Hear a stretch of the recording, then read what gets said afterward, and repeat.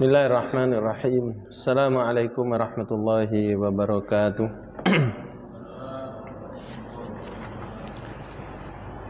Innal hamdalillah nahmaduhu wa nasta'inuhu wa nastaghfiruh wa na'udzu billahi min shururi anfusina wa sayyiati a'malina. May yahdihillahu fala mudhillalah wa may yudlil fala hadiyalah. Asyhadu an la ilaha illallah wahdahu la syarikalah wa asyhadu anna Muhammadan abduhu wa rasuluhu la nabiyya ba'dah. Qala Allahu jalla wa ala, ya ayyuhalladzina amanu taqullaha haqqa tuqatih wa la tamutunna illa wa antum muslimun. Amma ba'du, fa inna asdaqal hadithi kitabullah wa khairal hadi hadi Muhammadin sallallahu alaihi wasallam wa syarrul umuri muhdatsatuha wa kullu muhdatsatin fid dini bid'ah wa kullu bid'atin dhalalah wa kullu dhalalatin finnar. Ikhwanil ahibba, jamaah yang dimuliakan Allah, alhamdulillah, puja dan puji syukur kita kepada Allah Subhanahu wa taala atas segala limpahan nikmat yang diberikan kepada kita sehingga kita bisa hadir ke masjid ini dalam rangka melanjutkan bahasan kita tentang tarikh. Salawat dan salam semoga senantiasa tercurahkan kepada Nabi kita Muhammad sallallahu alaihi wasallam, keluarganya, para sahabatnya, serta orang-orang yang senantiasa meniti sunnahnya. Jamaah yang dimuliakan Allah, pada kesempatan yang lalu kita telah membahas tentang bagaimana bentuk pembaiatan khalifah yang keempat Ali bin Abi Thalib radhiyallahu anhu, yang mana pembaiatan ini terjadi pada tanggal 25 Zulhijjah tahun 35 Hijriah, yang mana beberapa hari sebelumnya itu terjadi kekosongan kekuasaan. Madinah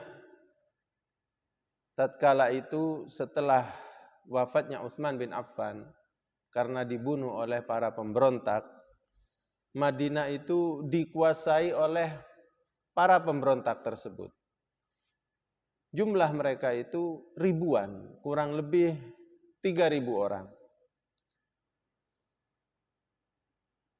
Madinah dikuasai oleh salah satu dari mereka yang bernama Al-Ghafiqi bin Harb.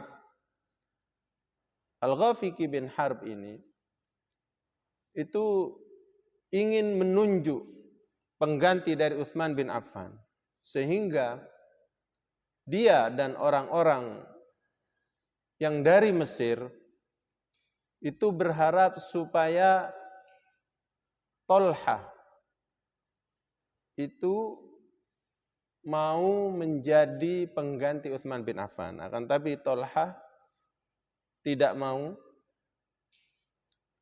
dan juga datang kepada Zubair Ibnul Awam juga demikian. Beliau enggan untuk menjadi pengganti. Datang kepada Ali, namun Ali bersembunyi, tidak mau menjumpai mereka. Orang-orang Kufah, Basrah pun juga datang kepada Abdullah ibnu Umar dan mengatakan, engkau adalah putra khalifah kedua dan engkau layak untuk menjadi khalifah saat ini. Akan tapi Abdullah ibnu Umar juga tidak mau dan menolak. Sehingga ulama-ulama sahabat kibar yang ada di Madinah, akhirnya mereka baik dari Muhajirin dan Ansor datang kepada Ali bin Abi Thalib. Namun Ali bin Abi Thalib didatangi ke rumahnya, tidak ada. Kemudian dicari informasi kemana perginya, akhirnya ditemukan di sebuah kebun.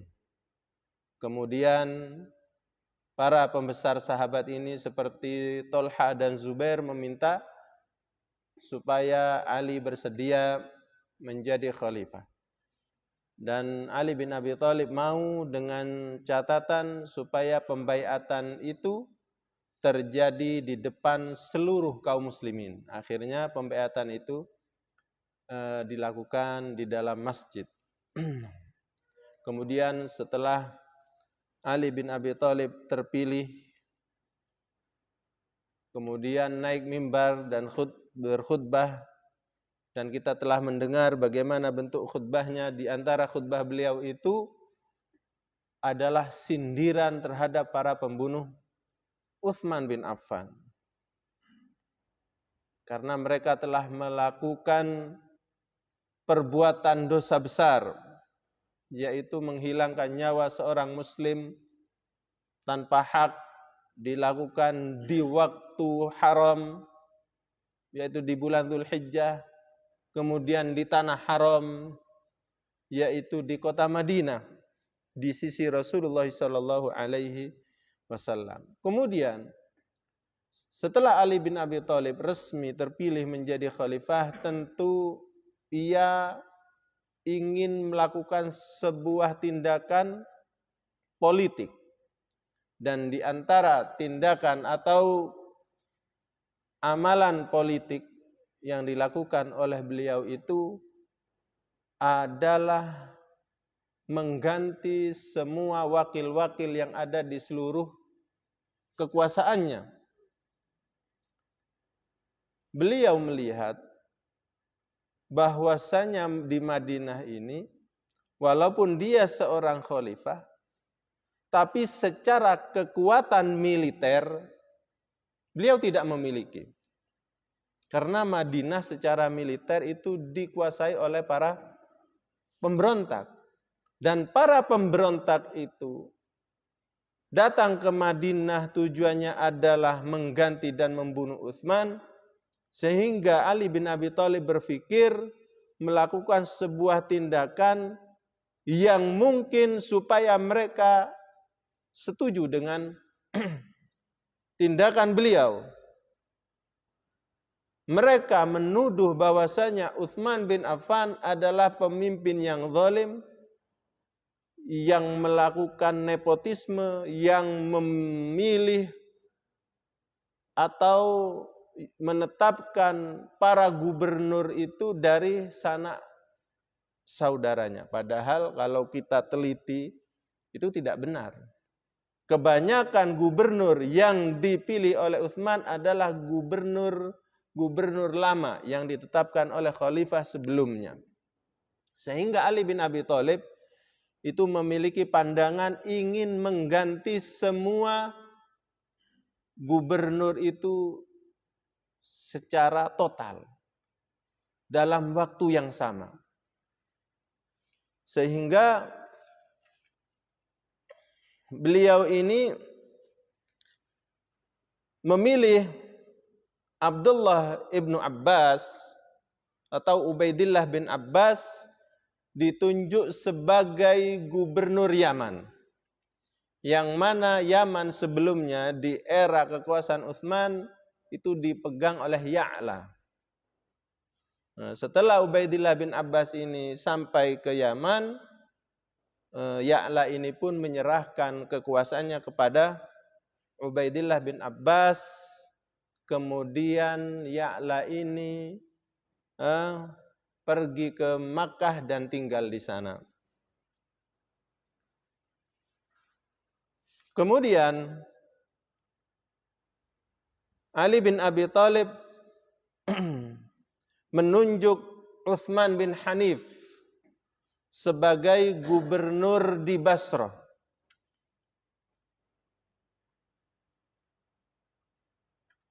Sebagai gubernur di Basrah. Kemudian menunjuk Qais bin Sa'ad bin Ubadah sebagai gubernur Mesir.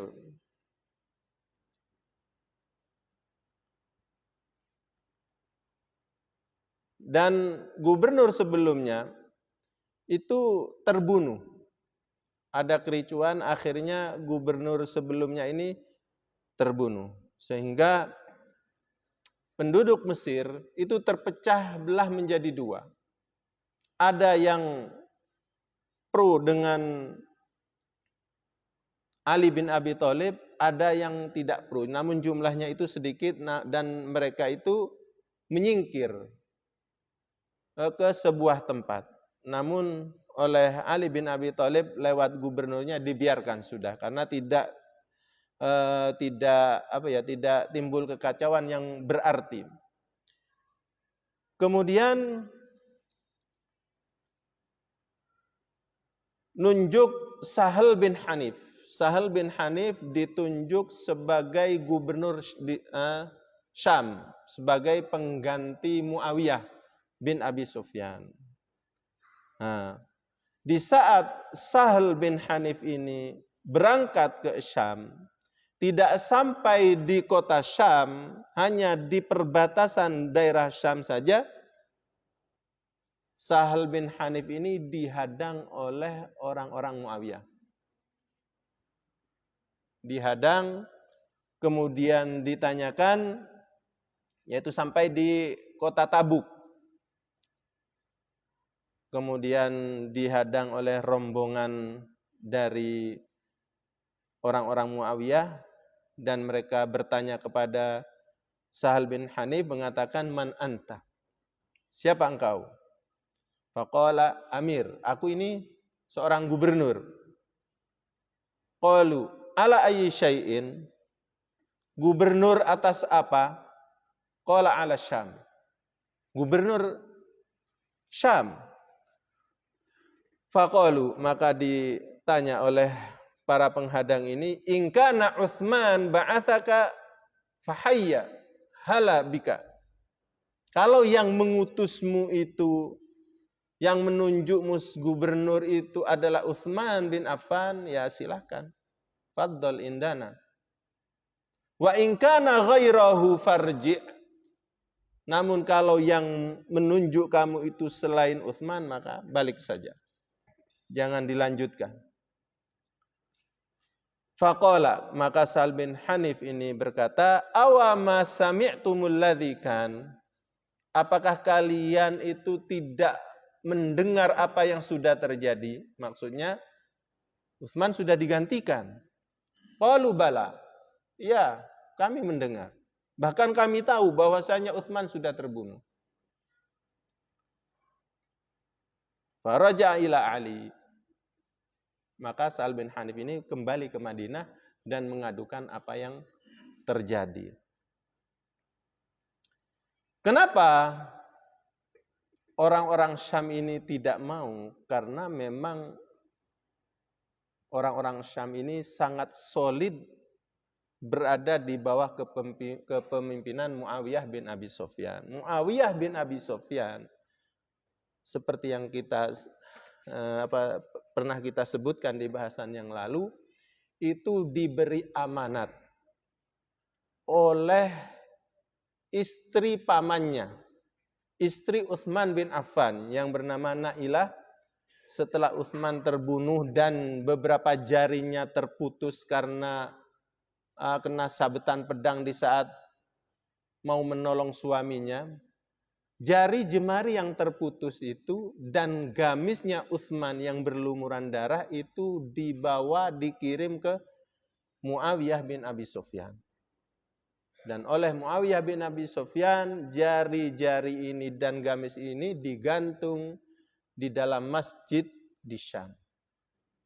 Sehingga banyak sahabat, bahkan disebutkan kurang lebih 70.000 orang itu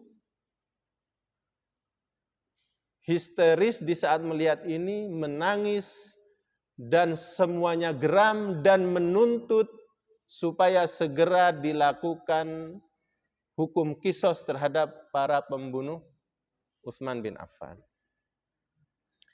Kemudian Ali bin Abi Thalib,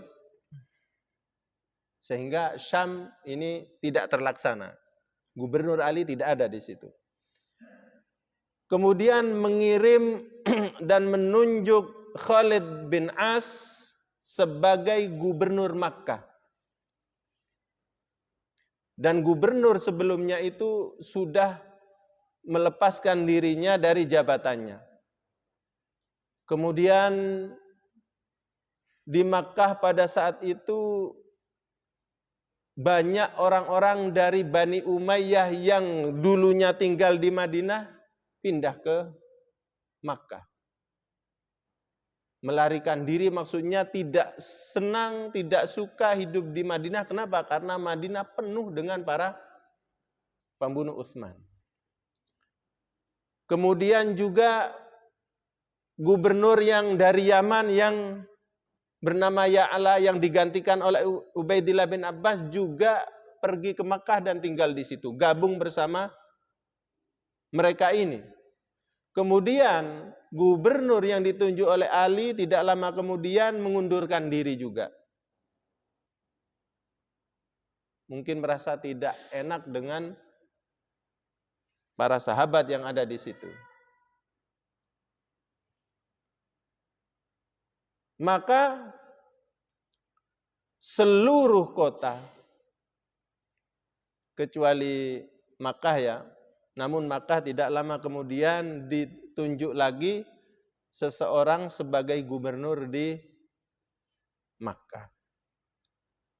Sehingga seluruh kota itu sudah terbentuk dan ditunjuk orang-orang terbaik yang dianggap memiliki kapasitas baik dari segi, terutama dari segi keilmuan agama dan kemampuan idari, itu sudah ditunjuk oleh Ali bin Abi Thalib. Sehingga seluruh kota sudah ada gubernur kecuali Syam.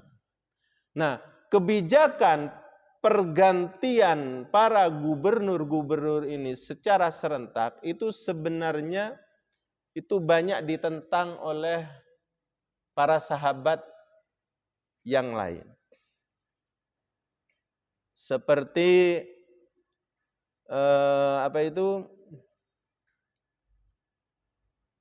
Abdullah ibnu Abbas. Abdullah ibnu Abbas itu pernah memberikan saran kepada Ali bin Abi Thalib.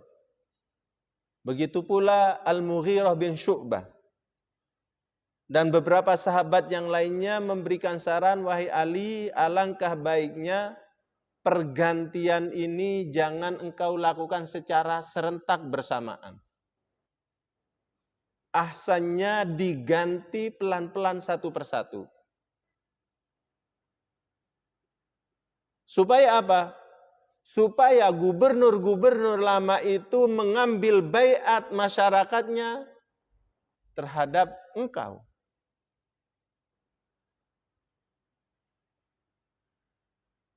Memang kalau kita perhatikan, memang seakan-akan pergantian yang menyeluruh dalam waktu yang sama itu memang kayaknya kurang pas. Akan tetapi Ali bin Abi Thalib memiliki pandangan lain. Ya apa harus segera dilakukan pergantian. Kenapa? Mungkin pandangan Ali bin Abi Thalib supaya para pemberontak yang jumlahnya ribuan di Madinah ini ridho. Tidak ada yang protes, tidak melakukan kekacauan.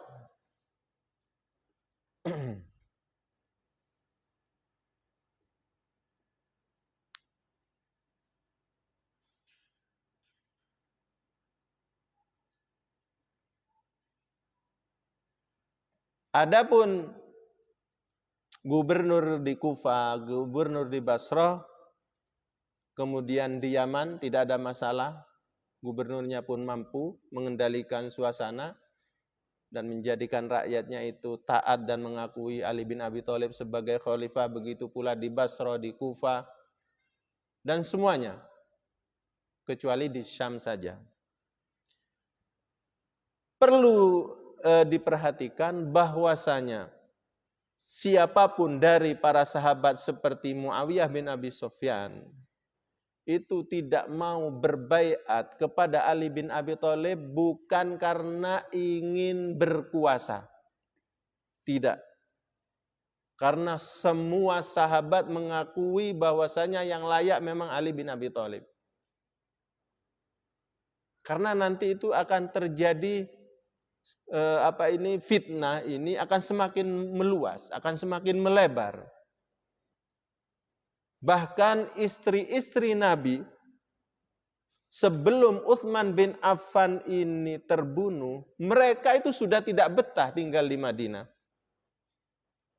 Sehingga kebanyakan dari mereka itu sudah ke Makkah duluan.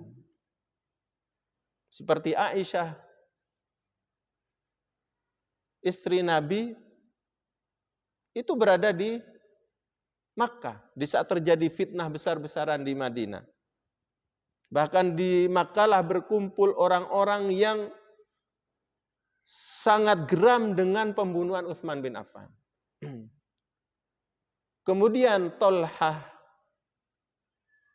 dan Zubair pun juga mungkin merasa tidak betah berada di Madinah. Padahal oleh Ali bin Abi Thalib supaya menemani beliau dalam mengatur siasat.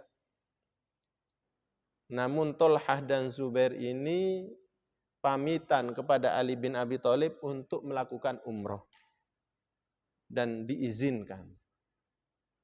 Sehingga Tolhah dan Zubair ini keluar dari Madinah dan tinggal di Makkah, kemudian bertemu dengan Aisyah dan para sahabat yang lainnya.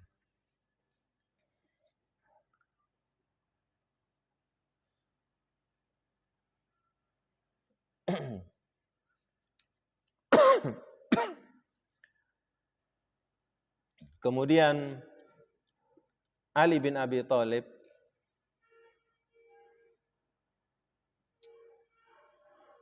itu banyak mengirim surat dan utusan kepada Muawiyah bin Abi Sufyan, meminta kepada Muawiyah bin Abi Sufyan supaya mau bergabung berada di bawah kekuasaan Ali bin Abi Thalib.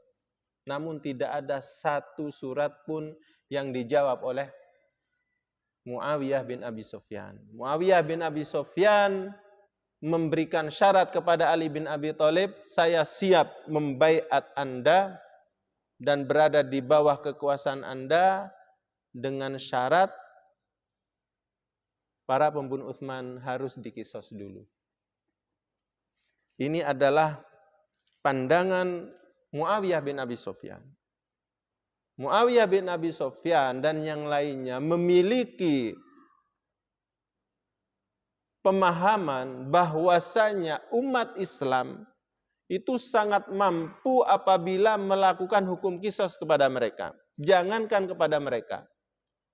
Lawong dua kekuatan besar itu bisa ditumbangkan dalam waktu yang sama. Persia dan Romawi itu bisa diselesaikan.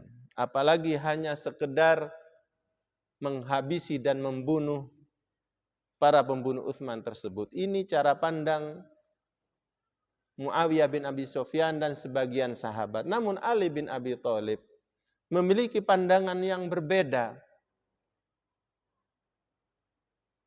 Beliau meyakini tidak mungkin hukum itu ditegakkan sedangkan persatuan kaum muslimin itu masih kocar-kacir.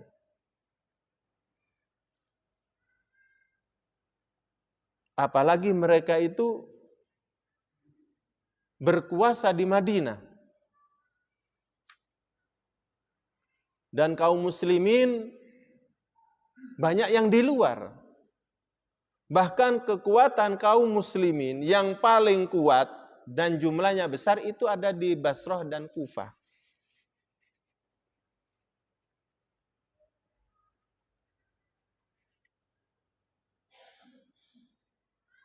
Sehingga Ali bin Abi Thalib di saat melihat Muawiyah bersikuku tidak mau berbaiat kepadanya, maka menyiapkan pasukan. Ya apa, umat Islam ini harus bersatu dalam satu kekuasaan. Akhirnya disiapkan semua kekuatan, kemudian diminta untuk bersiap-siap keluar menuju Syam untuk menghadapi Muawiyah. Namun tindakan ini pun banyak ditentang oleh para sahabat. Termasuk yang menentang itu adalah putra beliau Hasan bin Ali. Dan mengatakan, wahai Abi, lebih baik tidak perlu strategi ini karena ini akan menumpahkan darah kaum muslimin. Akan tapi Ali bin Abi Thalib memiliki pandangan tersendiri. Akhirnya dipersiapkan semua kekuasaan, semua kekuatan, kemudian ditunjuklah Kuthum bin Abbas sebagai penggantinya yang memimpin Madinah.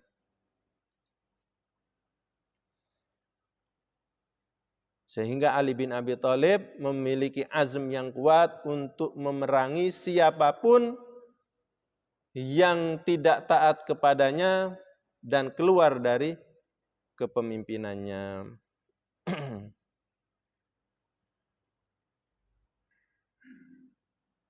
Sehingga dipersiapkan, ditata kekuatan militer, kemudian bendera itu dipasrahkan kepada anaknya sendiri yang bernama Muhammad ibnul Hanafiyah.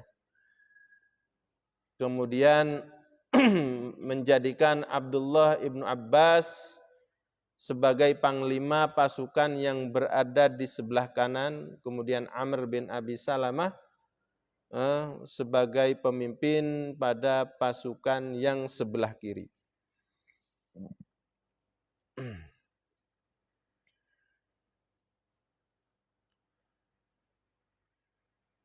Kemudian di sisi lain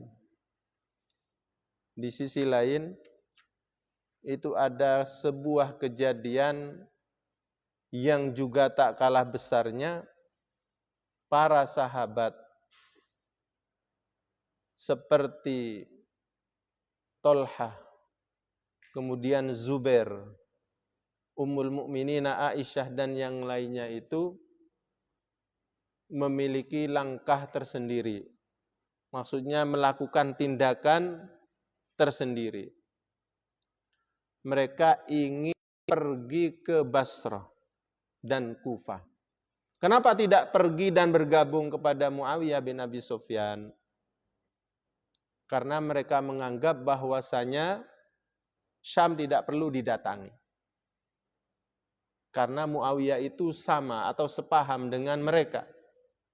Sehingga harapan mereka itu mendatangi ke Basrah dan Kufah untuk mengajak para sahabat yang jumlahnya banyak di sana untuk sama-sama melakukan kisos terhadap para pembunuh Utsman bin Affan. Akhirnya dipersiapkan seluruh kaum muslimin yang mana Aisyah itu di saat di Makkah itu berkhutbah di hadapan kaum muslimin. Namun di balik hijab itu memberikan ceramah yang menumbuhkan semangat untuk melakukan kisos. Dijelaskan bahwasanya apa yang dilakukan oleh para pendemo itu sangat menginjak-injak aturan Islam. Mereka membunuh Utsman bin Affan yang tak berdosa. Dilakukan di waktu yang haram, yaitu di bulan Dzulhijjah. Bulan haram. Dilakukan di Madinah di samping makam Rasulullah SAW, tanah haram. Sehingga banyaklah kaum muslimin yang ikut serta di bawah kepemimpinan Ummul Mukminina Aisyah, Tolhah dan Zubair. Akhirnya mereka berangkat ke Basrah. Nah, kepergian mereka ini pun didengar oleh Ali bin Abi Thalib.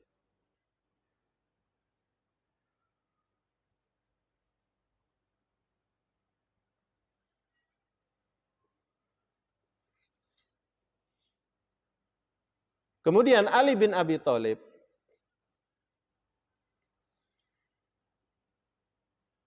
yang rencananya mengarahkan kekuatannya ke Syam akhirnya berubah.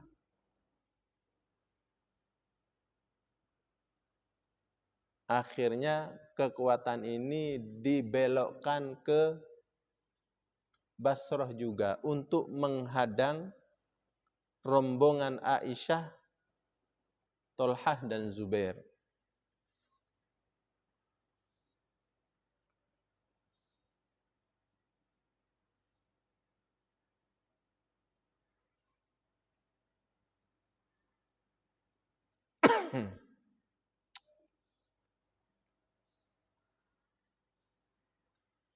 Apa tujuannya mereka itu datang ke Basrah?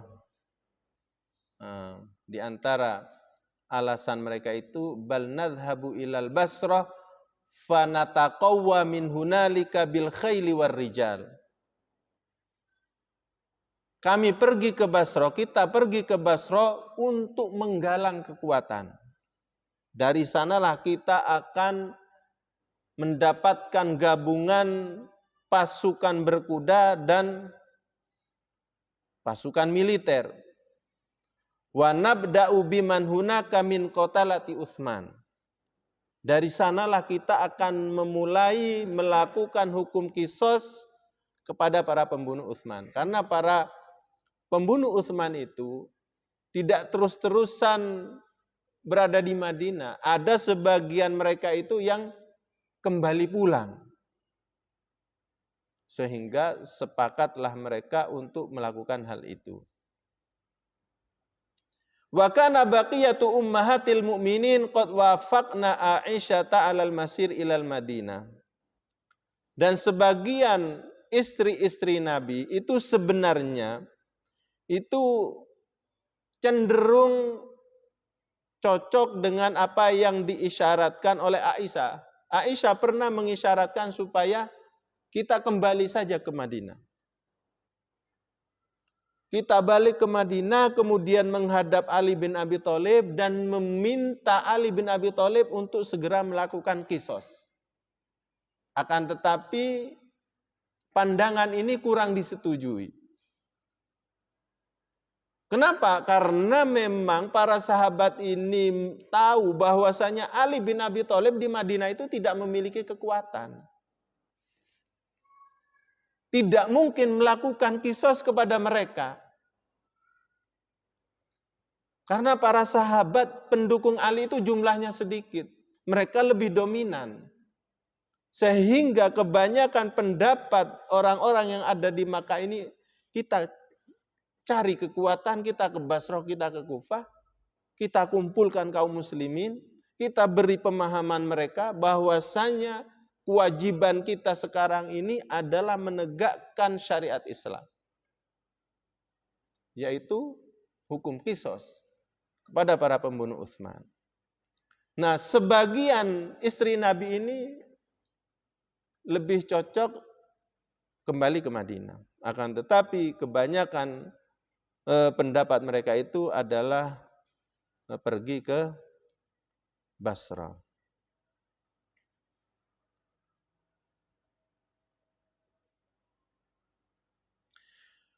Wajahazan nas Ya'la bin Umayyah.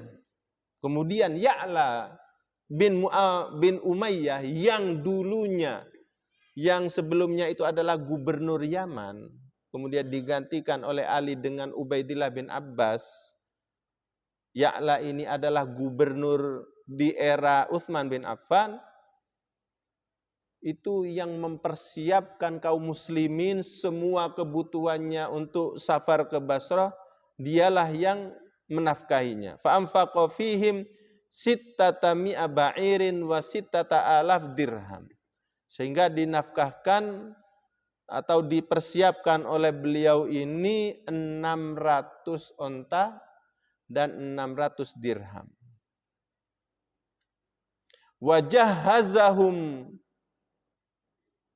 Ibnu Amir aidan bimalin katsir. Bahkan banyak donatur-donatur yang lain seperti Ibnu Amir juga menyumbangkan harta yang banyak. Wa kanat Hafsah bintu Umar Ummul Mukminin qad wafaqat Aisyah alal masir ilal Basrah.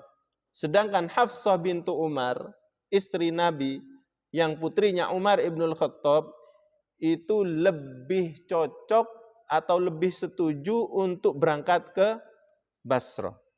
Famana'aha akhuha Abdullah min dzalik. Akan tapi keinginan beliau ini dilarang, dicegah oleh Abdullah ibnu Umar. Wa abahu wa ayyasira ma'ahum ila ghairil Madinah. Dan Abdullah ibnu Umar itu tidak setuju untuk ke Basrah, yang disetujui hanyalah ke Madinah. Wasaron nas suhbata Aisyata fi alfi faris. Sehingga berjalanlah kaum muslimin menyertai rombongan Aisyah dalam 1000 pasukan kuda. Wakila tis'umi'a faris min ahlil Madinah wa Makkah. Ada riwayat yang lain jumlahnya 900 pasukan kuda dari penduduk Makkah dan Madinah. Wa talahaqa bihim akharun. Kemudian mereka terus bertemu dan berkumpul. Fasaru fi 3,000 sampai jumlahnya rombongan ini berjumlah 3.000 orang. Wa ummul mu'minina Aisyatu tuhmalu fi haudajin ala jamalin ismuhu Askar. Dan Aisyah itu diberi tunggangan khusus yang dibuatkan haudaj. Haudaj ini kayak kotak yang ditaruh di atas onta dan berada di situ. Apa istilahnya itu? Haudaj itu. Kayak semacam dokar gitu, tapi ini berada di atas onta. Dan ontanya itu namanya adalah Askar. Ishtarahu Ya'la bin Umayyah min rajulin min Urainah bimi'atai dinar. Yang mana onta ini dibeli oleh Ya'la bin Umayyah, mantan gubernur Yaman, dibeli dari seseorang dari Bani Urainah dengan harga 200 dinar. Mahal, sangat mahal harganya. Kemudian berjalanlah wasara ma'aha ummahatul mu'minin ila dzati irqin. Dan ummahatul mu'minin, istri-istri Nabi itu ikut serta dalam rombongan sampai ke sebuah tempat yang bernama dzati irqin. Fa faraqnaha hunalika wa baqina lil wada. Namun istri-istri Nabi selain Aisyah itu hanya sampai di dzati irqin, kemudian berpisah dan tidak mau melanjutkan. Dan mereka juga mungkin ogah untuk kembali ke Madinah karena melihat di sana wajah-wajah orang yang mereka benci. Wa tabakan nas wa kana dzalikal yaum yusamma yauman nahib. Wa sara nas qasidin al-Basrah wa kana alladhi yusalli bin nas an amri Aisyah ibna ukhtiha Abdullah ibn Zubair. Kemudian rombongan ini ditunjuk saudara Aisyah yang bernama Abdullah ibn Zubair, maksudnya sepupunya, anak dari saudara perempuannya yang bernama Abdullah ibn Zubair. Itu ditunjuk sebagai imam salat. Wa Marwan bin Hakam yu'adzinun nas fi awqatis shalawat. Kemudian Marwan bin Hakam ditugaskan untuk sebagai muadzin di waktu-waktu salat. Terus mereka waqad marru fi masirihim lailan bima'in yuqalu lahu al-hawab. Terus mereka berjalan, malam pun diteruskan perjalanan sampai mereka melewati sebuah mata air yang disebut dengan al-hawab. Fanabahathum kilabun indahu. Di pinggir mata air inilah banyak anjing-anjing yang menggonggongi rombongan ini. Falamma sami'at dzalika Aisyatu qalat. tatkala Aisyah mendengar gonggongan anjing di samping mata air ini, ia berkata, "Masmu hadzal makan." Ini apa tempatnya? Namanya tempat ini. Qalu al-Hau'ab. Maka para sahabat yang lain memberitahu bahwasanya Hau'ab. Fadarabat bi ihda yadaiha 'alal ukhra. Di saat mendengar nama tempat ini, akhirnya Aisyah ini menepuk tangannya. Meletakkan satu di atas yang lainnya. Wa qalat, waktunya adzan, fadhal.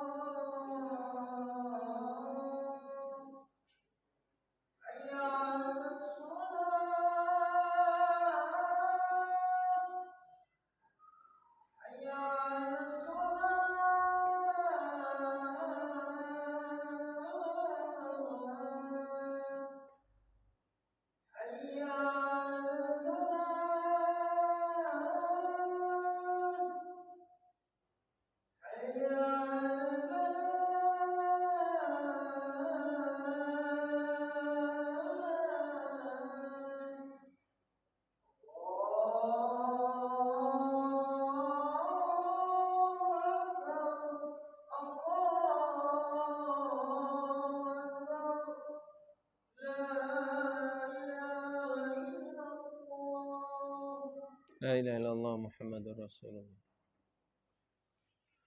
Hati Muhammadan al-Muslim.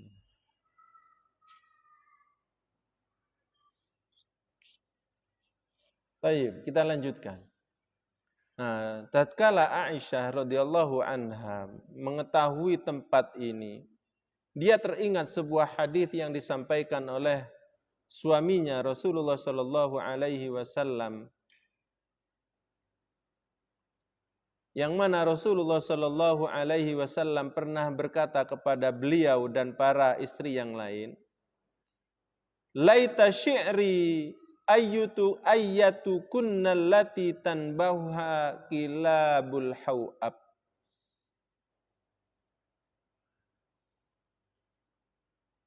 Ya Allah, siapakah di antara kalian yang nantinya akan digonggongi oleh anjing-anjing hau'ab? Nah, Aisyah merasa terlalu jauh melangkah, sehingga ia ingin kembali ke Madinah. Sehingga meminta kepada para sahabat, rudduni ana wallahi sahibatu ma'il hau'ab. Kembalikan aku. Demi Allah, aku inilah seseorang yang dituju oleh Nabi sallallahu alaihi wasallam. Kemudian apa yang terjadi? Tatkala Aisyah meminta kembali, saudara misanannya yang bernama Abdullah bin Zubair mengatakan, "Innalladzi akhbaraka anna hadza mau'al hau'ab qad kadzab." Sesungguhnya yang memberikan tahu bahwasanya tempat ini adalah Hau'ab itu tidak benar. Dia keliru, dia salah. Tsumma qala nas. Kemudian setelah Abdullah ibnu Zubair memberikan tahu bahwasanya itu bukan tempat yang dimaksud, para sahabat di sekelilingnya mengatakan an-naja an-naja. Ayo kita segera menyelamatkan diri, ayo kita segera menyelamatkan diri. Hadza jaisyu Ali bin Abi Thalib qad akbal. Ayo kita segera lanjutkan perjalanan. Sesungguhnya tentara Ali itu telah hampir mendekati kita. Fartahalu nahwal Basrah. Sehingga mereka mempercepat perjalanannya dan masuk ke kota Basrah. Falamma qtarabat minal Basrah katabat ilal Ahnaf bin Qais wa ghairihi min ru'usin nas. Tatkala sudah mendekati Basrah, Aisyah menulis surat kepada Ahnaf bin Qais dan yang lainnya dari ketua-ketua pemimpin yang ada di Basrah. Annaha qad qadimat, memberi kabar bahwasanya Aisyah dan rombongannya itu hampir tiba. Faba'atha Utsman bin Hanif, Imran bin Husain wa Abul Aswad ad-Du'ali ilaiha liya'lama ma ja'at lahu. Tatkala gubernur baru yang ditunjuk oleh Ali bin Abi Thalib yang bernama Utsman bin Hanif tahu dengan kedatangan rombongan ini yang jumlahnya 3.000-an orang, itu langsung mengutus 2 orang. Seorang sahabat yang bernama Imran bin Husain, ini tentu sahabat yang terkenal. Kemudian Abul Aswad ad-Du'ali. Abul Aswad ad-Du'ali ini adalah seorang tabi'in. Seorang tabi'in yang besar, bahkan beliau ini ahli nahwu, bahkan beliaulah yang pertama kali itu memberikan titik-titik di tulisan Arab. Diutus untuk menjumpai Aisyah untuk mencari tahu apa sebab kedatangan beliau ini. Falamma qadima 'alaiha sallama 'alaiha wasta'lama minha ma ja'at lahu. Tatkala 2 orang utusan dari gubernur ini telah tiba ke Aisyah, mengucapkan salam, kemudian minta tahu apa sebab kedatangan beliau ini. Fadzakarat lahuma malladzi ja'at lahu minal qiyam bi talabi dami Utsman. Kemudian Aisyah menjelaskan bahwasanya kami datang ke sini ini adalah untuk melakukan kisos terhadap para pembunuh Utsman. Li'annahu qutila madluman fi syahri haramin wa baladin haram. Karena Utsman itu dibunuh secara zalim di bulan haram, di balad atau di tempat haram. Wa talat qaulahu ta'ala, dan Aisyah membaca ayat la khaira fi katsirin min najwahum illa man amara bi shadaqatin aw ma'rufin aw islahin bainan nas wa may yaf'al dzalika ibtigha'a mardatillah fasawfa nu'tihi ajran 'azima. Aisyah memberikan penjelasan bahwasanya tidak ada kebaikan dalam ucapan seseorang kecuali seseorang yang menyuruh dengan sedekah atau menyuruh kepada yang baik atau melakukan islah di antara manusia. Dan barang siapa yang melakukan hal itu karena mencari ridha Allah, maka Allah akan memberikan pahala yang besar. Ini tujuan Aisyah dan rombongan yang lain. Bukan ingin memberontak, bukan ingin mencari kekuasaan, bukan. Tujuan mereka itu adalah menegakkan syariat, yaitu hukum qisas terhadap para pembunuh Utsman. Fa kharaja min indiha faja'a ila Talha faqala lahu. Kemudian 2 orang ini, Imran bin Husain dan Abul Aswad ini, setelah menjumpai Aisyah datang kepada Talha dan bertanya, wahai Talha, apa sebab kedatangan Anda ke sini? Apa jawaban Talha? Sama dengan apa yang dijawab oleh Aisyah. Kami datang adalah at-talab bidami Utsman, menuntut darah Utsman. Kemudian dua utusan ini berkata, "Ma bay'ata aliyan?" Apakah kamu ini tidak berbaiat kepada Ali? Qala bala. Saya membaiat, bahkan saya termasuk orang yang pertama membaiatnya. Wasaifu ala unuqi, dan pedang itu berada di leherku. Maksudnya aku sam'an wa ta'at terhadap Ali.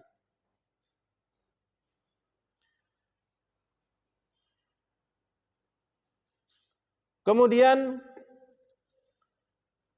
wala astaqbiluhu in huwa lam yukhli bainana wa baina qatalati Utsman. Akan tapi kata Tolha, aku tidak akan menjumpai Ali selagi dia tidak membiarkan kami ini melakukan kisos kepada para pembunuh Utsman. Fadhahaba ila Zubair.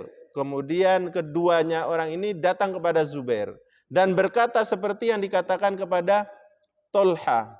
Sama, jawabannya sama. Kami datang ke sini adalah ingin melakukan hukum kisos. Maka Abul Aswad Ad-Du'ali dan Imran bin Husain ini balik ke Basrah, datang kepada gubernur dan mengabarkan bahwasanya tujuan mereka ke Basrah itu adalah ingin melakukan kisos dan dimulai dari para pembunuh Utsman yang ada di sana serta menggalang kekuatan dari kaum muslimin. Tatkala Utsman bin Hanif ini mendengar apa yang disampaikan oleh utusannya, ia berkata, "Inna lillahi wa inna ilaihi raji'un. Darat rohal Islam wa rabbil Ka'bah." Ini tanda-tanda bahwasanya Islam itu akan mulai semakin rapuh.